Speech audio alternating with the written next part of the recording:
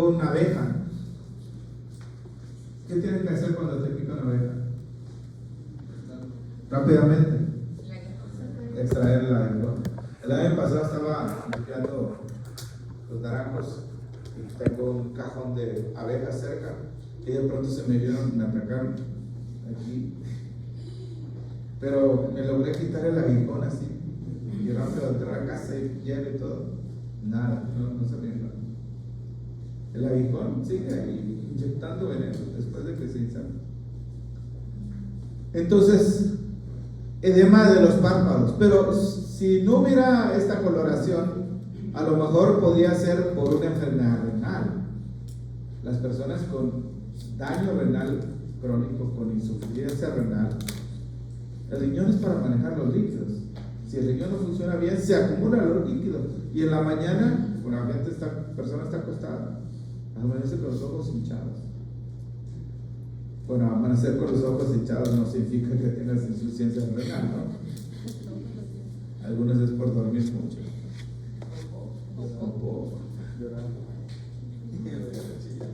Las figuras de abajo, edema pulmonar.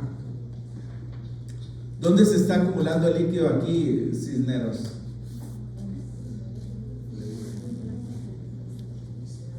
En el intersticio. Y puede inundar el alveolo. Y esa, jóvenes, es una verdadera urgencia, el edema pulmonar agudo. Una urgencia que si no atiendes al paciente, en 15, 20, 30 minutos se muere. Miren, muchas veces las personas llegan a urgencia y dicen, es que atiéndame pronto porque traigo una urgencia. ¿Qué le pasó? Ay, es que traigo un dolor aquí en el tobillo desde hace como 3 días. Pues esa no es una urgencia. ¿Cómo decir? Tiene 3 días. El paciente que tiene una urgencia, pues ni te lo va a poder decir. Se va a notar. Entonces, edema pulmonar agudo, tienen que diagnosticarlo rápidamente y actuar rápidamente. Puede ser un paciente con un infarto, puede ser un paciente con una insuficiencia cardíaca descompensada, o puede ser problemas no cardíacos. La cosa es que si no actúa rápidamente, me tocó una experiencia en un hospital donde se hizo bien el diagnóstico al inicio, pero se perdió el sentido común. Si tú tienes un paciente que ya sabes, Vela, que ya sabes, a ver, Erubiel, yo creo que estás ahí platicando mucho.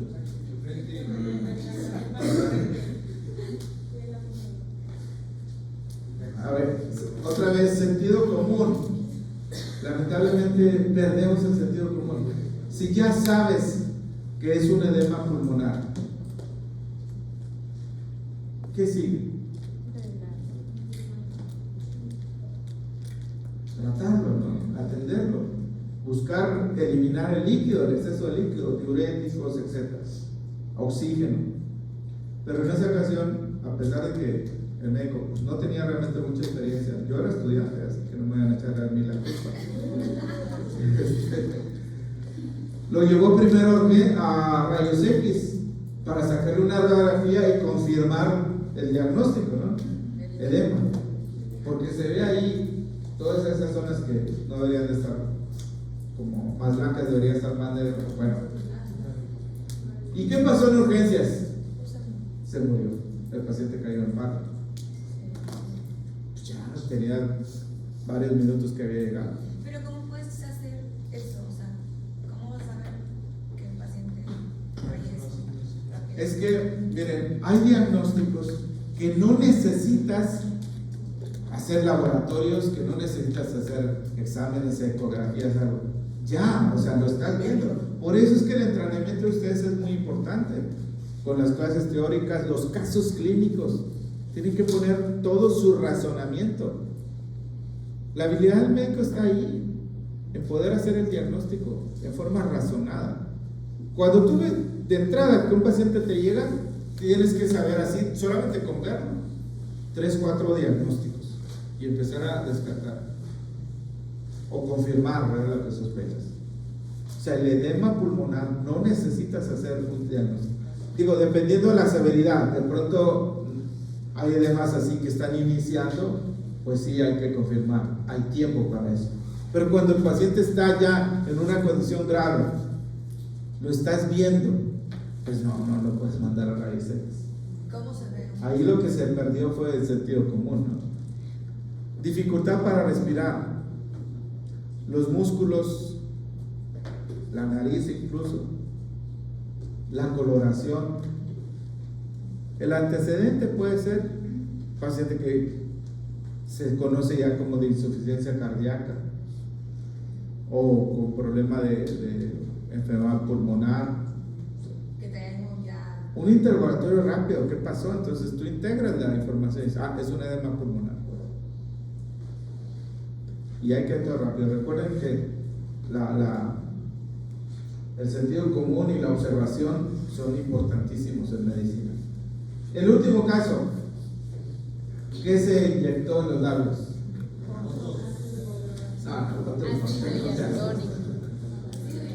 Ácido hialurónico. O otra cosa que se inyecta. Pues no se inyectó nada.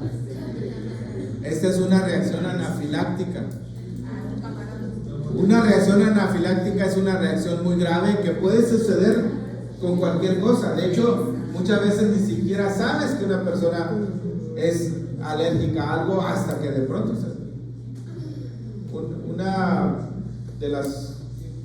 una coordinadora que ya no está aquí con nosotros, ya se jubiló, es alérgica a las semillas de girasol. Entonces, ella había comido semillas de girasol anteriormente, Abraham Harnael, y no le había pasado nada. Pero en una de esas ocasiones casi se muere. La reacción anafiláctica es una reacción alérgica muy grave que tienes que atender rápidamente. También es una verdadera urgencia. Se me quedó mucho la noticia hace varios años de una muchacha que se murió por besar a su novio. No andes besando a su novio. Resulta que ella era alérgica al cacahuate. No sé si sabía o no sabía, pero el novio había comido cacahuate. Ustedes han visto que las etiquetas dicen si tienen soya o cacahuate o algo, porque tienen que advertir a las personas. La cosa es que esta muchacha pues tuvo una reacción alérgica grave, una reacción anafiláctica y se murió. Algo más cercanamente, el doctor Merino, estoy hablando hace más de 20 años, hacíamos guardias en el hospital. Entonces él estaba saliendo y le recetó un estudiante de medicina. No sé si era medicina, pero medicamento, penicilina. Y el muchacho se quedó ahí porque, no había quien lo llevara al dormitorio. Y en eso que está ahí se empieza a sentir mal, una reacción anafiláctica. Afortunadamente estaba ahí, lo pasamos rápidamente, esteroides, adrenalina, etcétera, y listo, no pasó nada. Nunca deben inyectar a un paciente fuera de un lugar donde no tengan cómo atender una reacción anafiláctica, porque cualquier paciente les puede hacer reacción con cualquier cosa, aun cuando esa persona ya haya recibido, pues es alérgico, pues no soy alérgico, y de pronto, pero es que ya le habían puesto penicilina, sí, pero en esta ocasión algo pasó y una reacción anafiláctica. También aquí hace muchos años una señora que no es profesionista de la salud, no es enfermera ni médico ni nada, pero sabía inyectar, y hay mucha gente muy atrevida y lo siguen haciendo. Es que me recetaron esta inyección y no quiero ir hasta el hospital. Oiga, usted sabe inyectar, inyécteme. Era su hija, tenía un dolorcito de garganta y todo, y a veces la gente pues quiere usar penicilina para cualquier cosa, la inyectó una reacción anafiláctica y en lo que llega al hospital, aquí a este hospital, muerta, llegó la muchacha. Prohibido. Oye, que, ay, no, se van a acercar con ustedes la gente, inyéctame, los vecinos, no, vaya al hospital. Y no porque le cobren, sino porque en el hospital sí están los recursos, el carrito rojo, para atender lo que vayan dentro. Probablemente el 99% de las veces no pasa nada, pero si te llega a pasar algo, no sabes. Así que estos son ejemplos de edema. Y vamos a ver qué tiene que ver esto con la microcirculación. Allí en la microcirculación suceden muchas cosas. Es un lugar de intercambio. No solamente nutrientes y productos de desecho, sino también de líquido que entra y sale. Entonces, Caleb, siempre te sientas acá, no sé por qué estás ahora ahí. Aquí tenemos los pequeños vasos, arteriolas, y después de la arteriola, ¿qué sigue? Metaarteriola. La palabra meta, el prefijo meta, ¿qué significa? Más allá. Como la metafísica, por ejemplo, la metamorfosis. Meta, la compañía que tiene Facebook y Instagram y WhatsApp y todos, así lo Meta, y tiene su significado. ¿Qué símbolo tiene? Todo está pensado para influir en la mente de las personas, controlar al mundo. Eso es lo que quieren. Nos están controlando, nos están vigilando, ni te imaginas. Lo mejor es que hay. Bueno, entonces, metaarteriolas. Y después de las metaarteriolas, ¿qué sigue? Los capilares. Bueno, hay un esfínter precapilar. Ahorita vamos a hablar de él. Y después del capilar, ¿qué sigue? Las vénulas. Normalmente es así. Pero en los riñones, por ejemplo, en el glomérulo, tenemos una arteriola capilar y otra arteriola.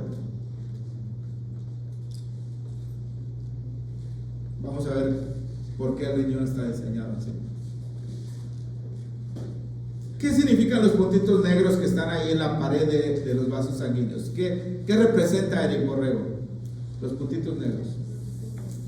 El sábado voy a ir a Linares.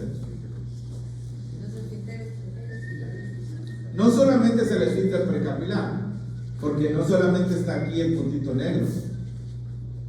O sea, hay acá, hay aquí también. De hecho, ¿dónde no hay puntos negros? En la pared de los capilares. No tienen puntito negro. ¿Qué significa? ¿Qué está representando? Observación, jóvenes. La observación es fundamental en medicina. Cada figura que ustedes vean tienen que entenderla perfectamente. Elba Frank, ¿qué significan los puntitos negros? No. Las flechas sí, es la dirección. ¿No? A ver, ¿cuántas capas tienen la pared de los vasos sanguíneos? 3. ¿Cómo se llama la más externa? Adventista. Adventicia. Luego la del medio, capa media, que está constituida por músculo liso. Y la más interna, la íntima, o es el endotelio. Es un tipo de epitelio plano, simple. Los capilares solamente tienen una capa, no tienen las 3. Pero ¿qué significan los puntos rojos? Los puntos azules.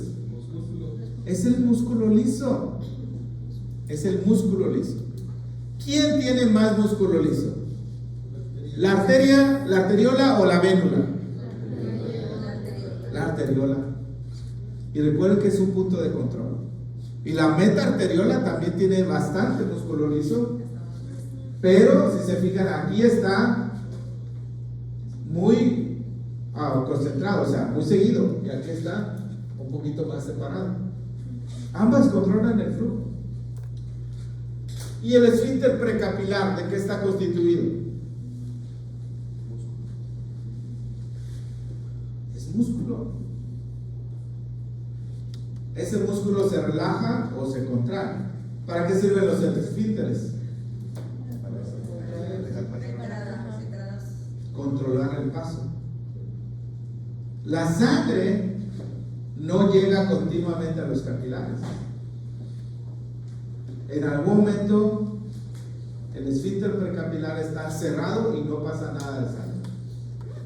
Y en otro momento está abierto y pasa la sangre al capilar. Miren, un ejemplo que siempre les doy, recuérdenlo muy bien.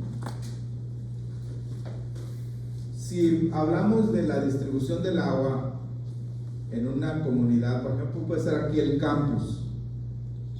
Los principios de la fisiología del sistema circulatorio los podemos entender muy claramente si pensamos en cómo se distribuye el agua. A ver, ¿cuál es el corazón del sistema del agua? Aquí en el campus. El tinaco. ¿Okay? Ese es el corazón. Tiene alta presión porque el agua lo subió. Perdón, la bomba subió. Y ahí está almacenado.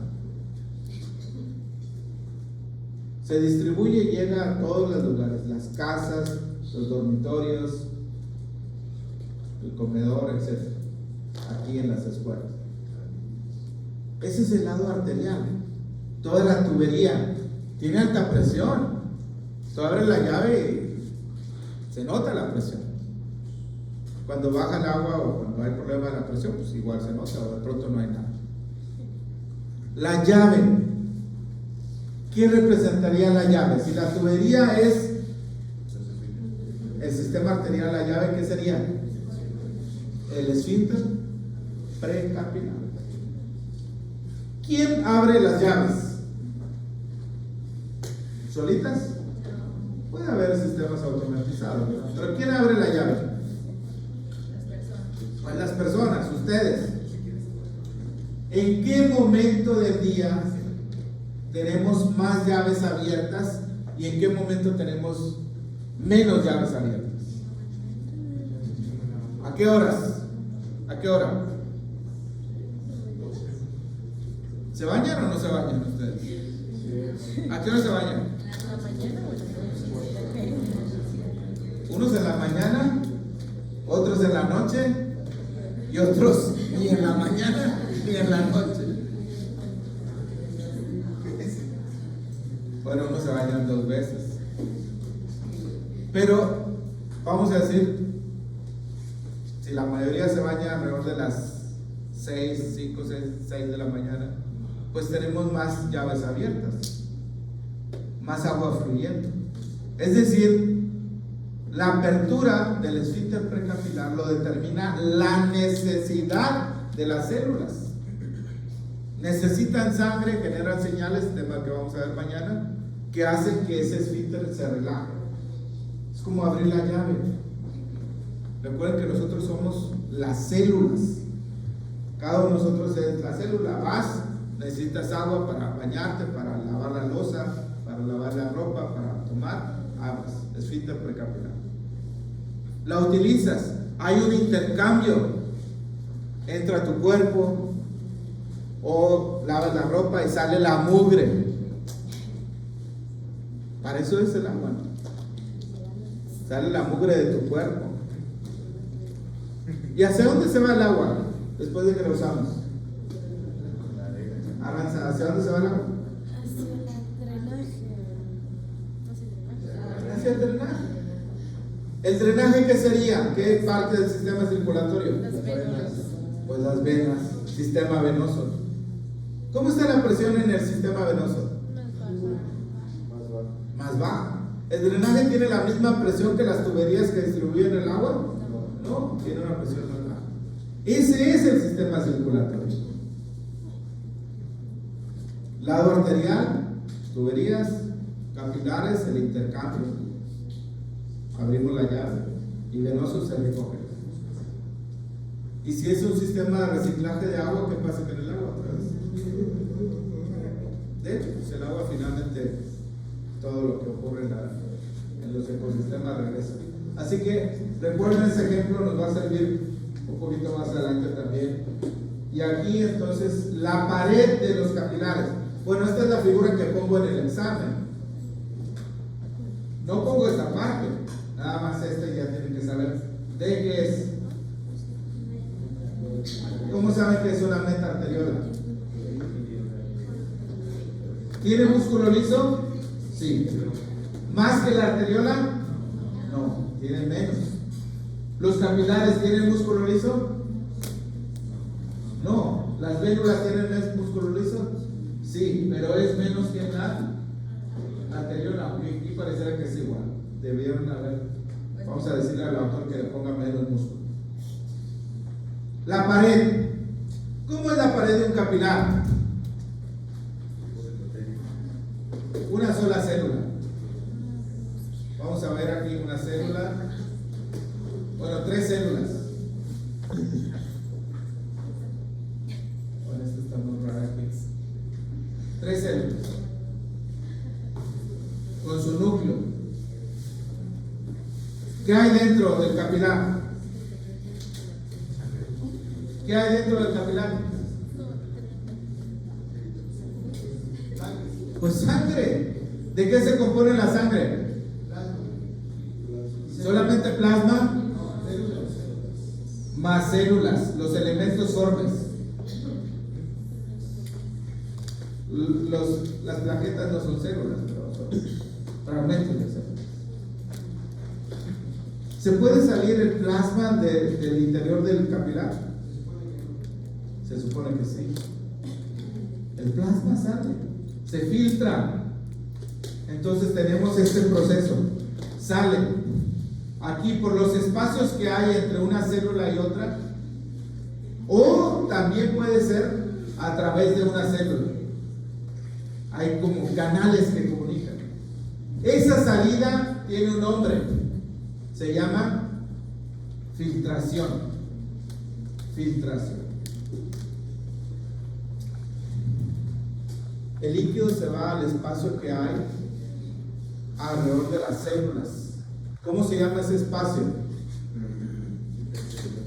Aquí vamos a poner una célula, otra célula, rodeando los capilares, o muy cerca de los capilares tenemos células. ¿Cómo se llama el espacio que hay alrededor de las células, pero fuera de los capilares? Es el intersticio. Intersticio. Ahorita vamos a hablar de intersticio. Entonces tenemos líquido dentro de las células. ¿Cómo se llama el líquido dentro de las células? Líquido intracelular. ¿Y el líquido que está fuera de las células? Pues extracelular. ¿Y la suma de los dos? Agua corporal total. ¿Qué porcentaje de tu peso es agua? 60%. Varía hombre, mujer, cantidad de grasa, etc. Entonces lo dividimos en LIC y en LEC. ¿Y el LEC cómo se divide?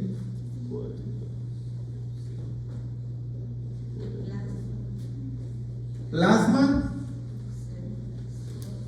más líquido intersticial. ¿Qué porcentaje es el líquido intracelular? 40%. El líquido extracelular, 20%. Se divide en 15 y 5. 15 y 5. Y entonces la regla es 20, 40, 60. 20, 40, 60. ¿La sangre es intracelular o extracelular? Sangre. ¿Intracelular o extracelular? Pregunta de trampa, ¿eh? ¿Intracelular o extracelular la sangre?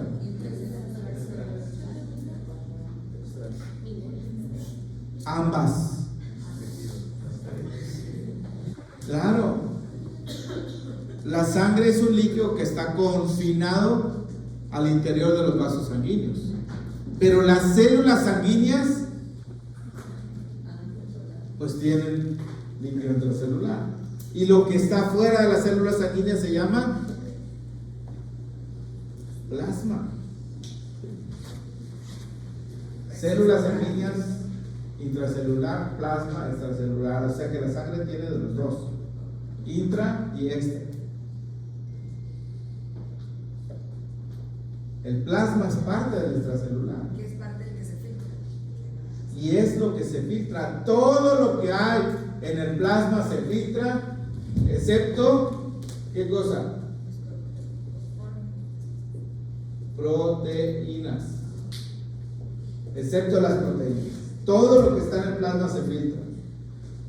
¿Por qué creen que no se filtran las proteínas?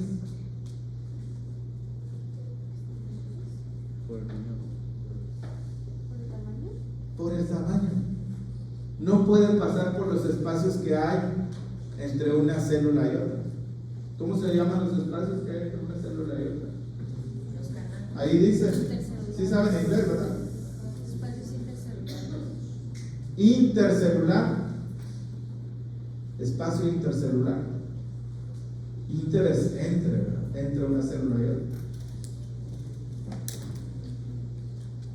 Bueno, este concepto de vasomotilidad tiene que ver con abrir y cerrar las llaves. ¿Quién determina cuántas llaves están abiertas durante el día? ¿O de qué depende? De la necesidad. Tú necesitas más agua, pues abres más llaves. Se abren las llaves. Lo mismo pasa en la microcirculación. Vamos a ver ese tema mañana. Cómo se controla el flujo en la microcirculación. El intercambio. Aquí suceden dos cosas en la microcirculación. Bueno, específicamente en los capilares suceden dos cosas. Intercambio. ¿Qué es intercambio? ¿Qué es lo que se intercambia? ¿Qué entra y qué sale del capilar? No por filtración, porque el primer tema es intercambio. Y es un mecanismo que ocurre por difusión. O sea, de manera individual, el oxígeno, el CO2, los ácidos grasos, los aminoácidos, las vitaminas, etcétera, se mueven. Por ejemplo, llega aquí la lipoproteína lipoproteínas de muy baja densidad, o los kilomicrones, y hay una enzima aquí que desintegra al kilomicrón o a la lipoproteína de muy baja densidad. ¿Recuerdas cómo se llama esa lipoproteína, esa enzima? Cuando llega VLDL o kilomicrón, hay que desintegrarlo. ¿Cómo se llama la enzima que hace eso? Puntos para la enzima, ¿cómo se llama? Bioquímica.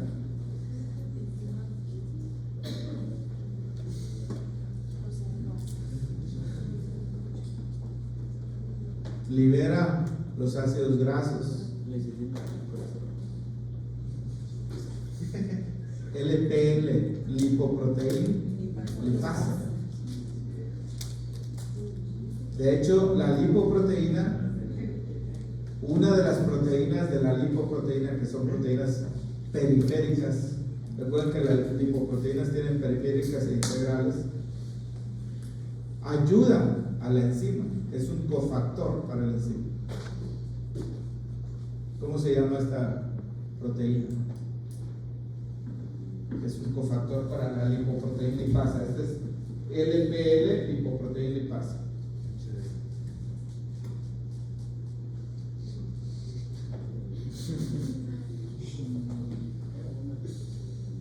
A2, la A2. Recuerden que las proteínas de las lipoproteínas tienen varias funciones. No solamente es estructura, también inhiben o activan a las enzimas, en este caso la lipoproteína lipasa. Pero el tema es que cuando llega aquí la lipoproteína, sea kilometrón o sea VLDL, se desintegra y los ácidos grasos pasan de la sangre a las células. Aquí viene este recorrido, llega hasta la célula. Lo hacen por difusión, ese es el mecanismo. Lo mismo con el oxígeno. ¿Qué pasa con el oxígeno de la sangre? Llega a la célula. Pero el CO2 va en dirección opuesta. Todo esto es difusión y es el principal mecanismo para el intercambio, difusión. Se mueve de manera individual.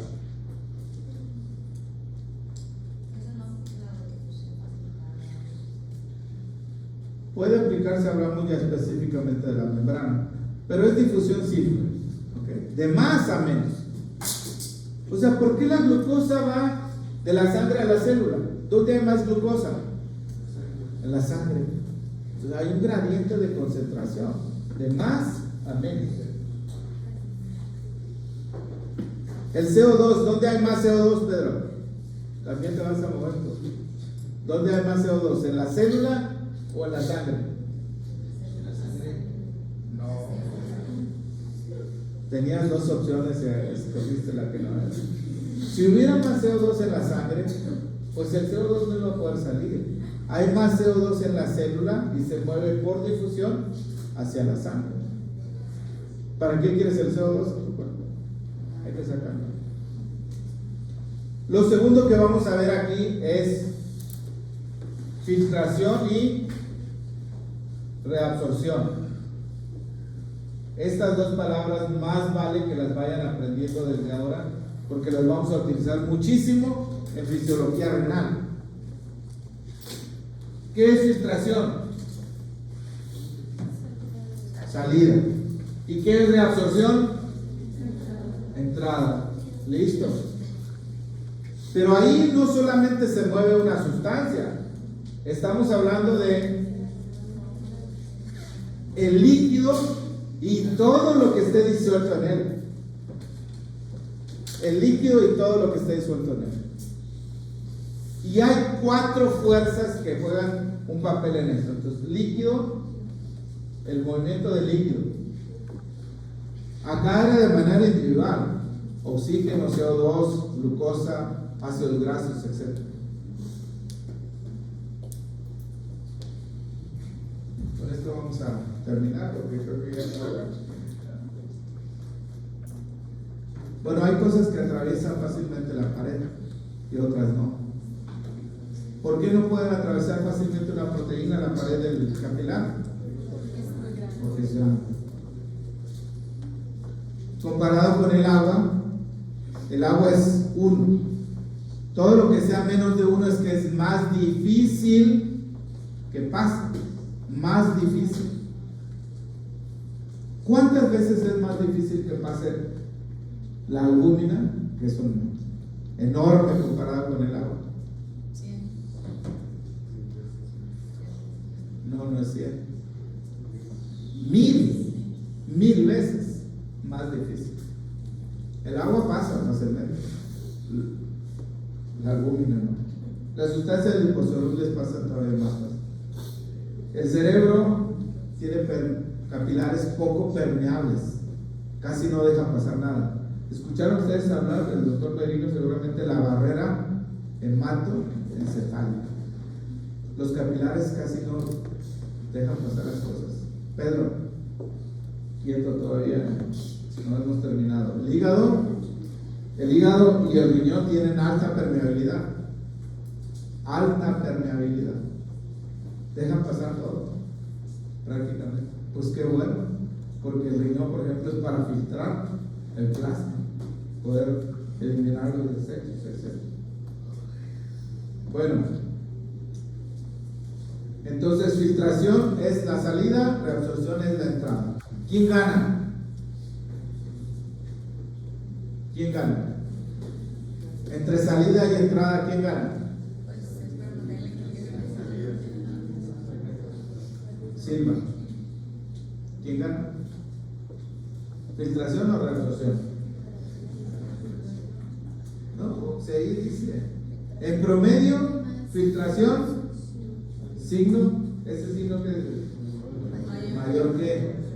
¿Quién gana entonces? La filtración. Es un poco más la filtración que la reabsorción. Y ese líquido se queda en el intersticio, pero no se queda ahí mucho tiempo. ¿Quién recoge ese líquido? El sistema linfático. Por eso es tan importante el sistema linfático. Bueno, nos vemos